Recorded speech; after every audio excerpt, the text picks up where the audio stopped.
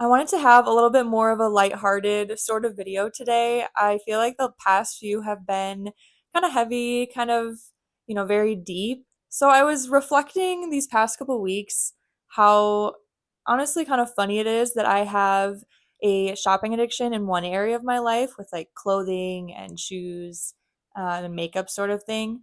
But then in my other areas of my life, I can actually be pretty frugal. My husband and I lead a pretty frugal life. He's extremely frugal. Like he's the type of person that could live in a cave and like be totally happy pretty much. I am not that way, but I do respect the frugality that he brings to the table. So today I just wanted to talk about things that I refuse to spend money on that can eat away at your finances just as much as a low scale shopping addiction can.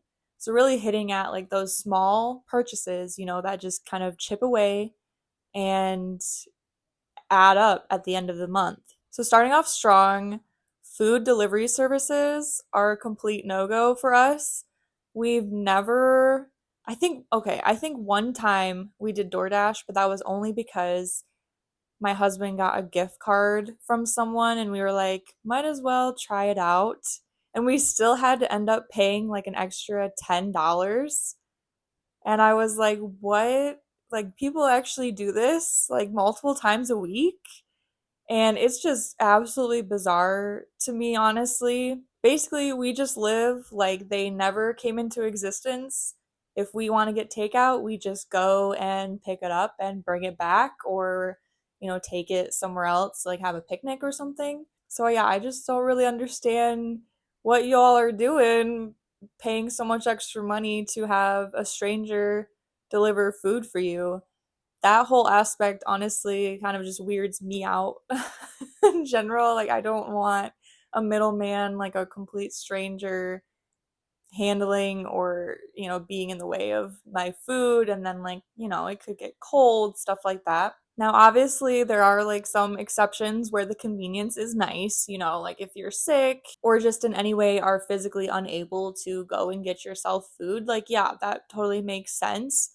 You're on vacation, you don't really, maybe you don't have a car, maybe you don't really know the area that you're in, like, completely understandable. But to make it a regular thing when you can easily just as get up, get in your car and go, there's absolutely no reason to order a food delivery service like DoorDash, Uber Eats for that. Kind of piggybacking off of that, meal kit services. So like what are they? HelloFresh, um, I don't know. Other I don't even know because I don't use them. But you get what I mean. Just again, more food when just more you're paying for convenience solely is the bottom line. So if you're in a season of life where that proves to be highly valuable to you, go for it. But if you are just doing it because you don't want to go grocery shopping, that's where it's like, well, you could be saving a lot of money just by going out by yourself. We did do HelloFresh for a little bit when we first got married. One of our wedding gifts was actually a gift card to HelloFresh. It was kind of nice to not have to really think about what to cook, but in reality, sometimes the produce wasn't all like that great, and then just it was like expensive, and we kind of looked at it where it just didn't make sense. Like, it made a lot more sense to just go out and get groceries. I will say that it did help me personally with getting confident with cooking because I was not a cook at all. I work from home, and so I kind of took on that responsibility as cooking most of the meals because I didn't have a commute. So it was really helpful to learn how to cook, but now I feel like it's not helpful to spend that much money for a meal delivery service. Next is brand new cars. Really anything where you are paying a lot of debt to purchase something. Obviously there's like some exceptions and very unique situations, like a house, but what we've found is, cars are a depreciating asset, and it just makes much more sense to save up some cash and pay for a nice used car that's going to get us from A to B and be reliable. So, any way that you can avoid being in debt, I promise you, you will feel a lot better about your decision. Next is name brand medicine. I don't know if I've ever really paid for the name brand. I've always gotten the generic brand medicine. My dad growing up was a pharmacy technician, so he made a bunch of medicine and he was like, it's the exact same thing. So we always just had, like the store brand or whatever. So you can save money through that. But yeah, I definitely think always just go generic brand with that sort of thing. Next is a gym membership. And obviously, this one really depends on you and your situation personally. I've found that I just don't like working out in front of other people, and that I don't really need a lot of equipment myself to stay healthy. I like walking a lot. I do a lot of walking. I have a walking pad next to me. You can't see it, but so like when the weather is bad, I'll just walk on that. And then I do have, just a small box of weights, of like hand weights that I use. And that has been plenty for me. And, that might change in the future, but honestly, I would not spend a large amount for a gym membership when, if you are not fully committed to using like those larger, more specialized machines, it's just not necessary. Next is I had written down getting my nails done, but honestly, I don't really do a lot of expensive beauty upkeep procedure type things. So I have gotten my nails done for like prom and stuff like that, but I've found that it's just another expense to where personally I did not see much value in it when I could just paint my own nails.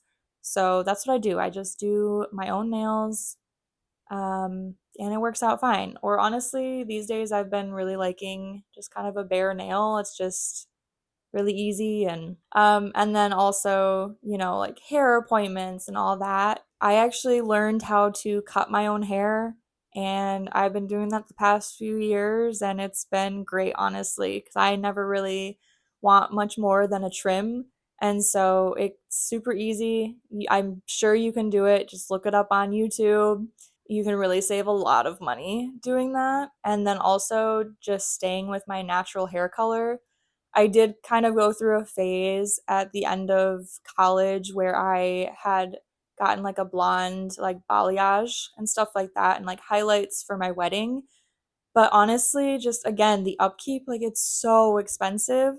And if you can just find contentment with your natural hair color or find a way to, reduce the amount of times you're going, I think that it could go really far financially. Excessive subscription services.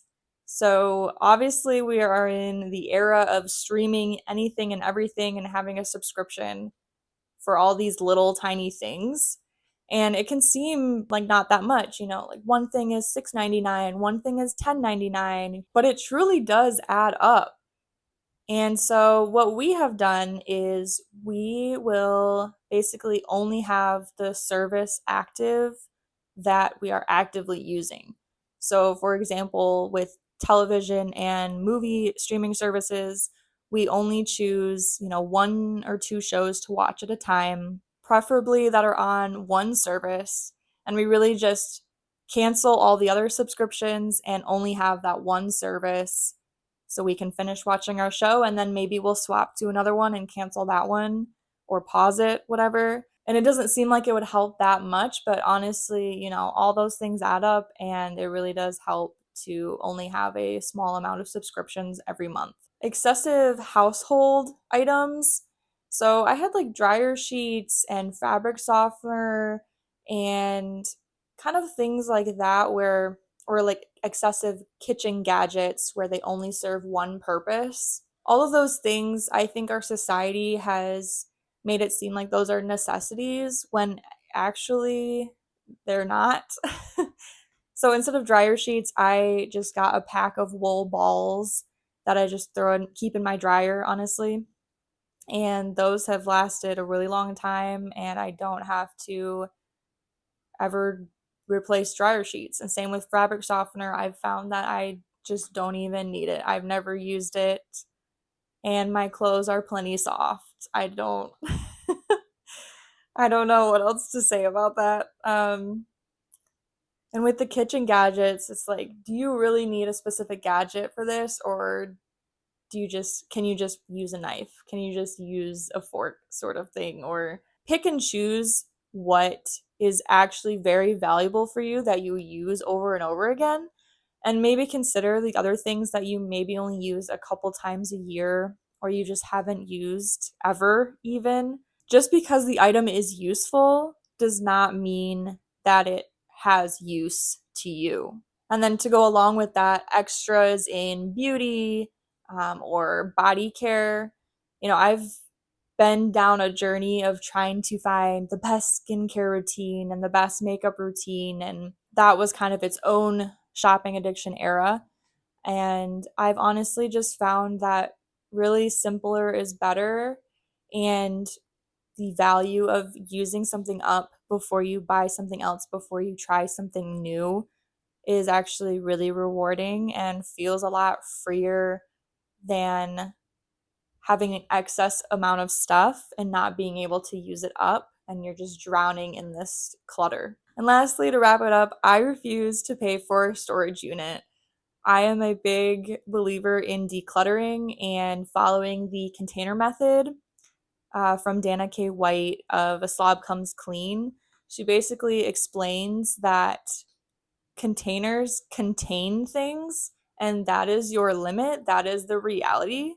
So you can think of your entire house as a container, and there's only a certain amount of stuff that you can fit in there. Since moving to an 870 square foot apartment, we definitely let go of a lot of things. And I can tell you that it definitely feels a lot better to just accept the amount of space that we have, adjust our lifestyle to that, than trying to cram a bunch of stuff in here or pay every month for a storage unit just for a bunch of extra things that ultimately don't even really matter to us. I hope you like this video, and I hope it just is kind of inspiring to look at other areas of your life and see where you can save money in addition to stopping shopping and excessive shopping. Please leave a comment down below if you related to any of these things, or if you have any things yourself that you refuse to spend money on that other people seem to just love spending money on. And then if you feel so inclined, please give me a like and subscribe so we can continue on this journey together.